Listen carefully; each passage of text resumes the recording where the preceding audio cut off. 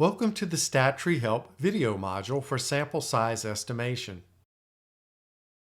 When preparing to conduct a study, it may be helpful to determine the minimum sample size needed to attain research goals. In many cases, the local IRB may require an a priori power analysis as part of the study approval process.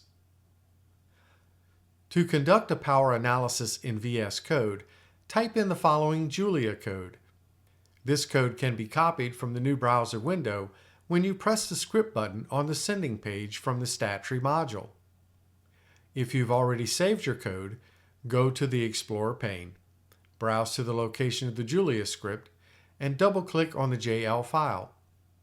The script will appear in the top right pane. Select the lines of code to be run, then press the Run Selected icon. Julia will generate an output in the console window.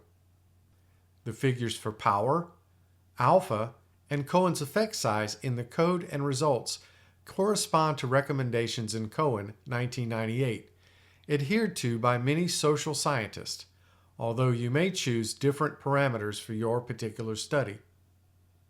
This output may be useful in determining the minimal sample size needed to obtain sufficient power to avoid a type 2 error when conducting your study, and may need to be reported in the methods section of the research report. To see what this output looks like, press the Output button on the sending page from the StatTree module.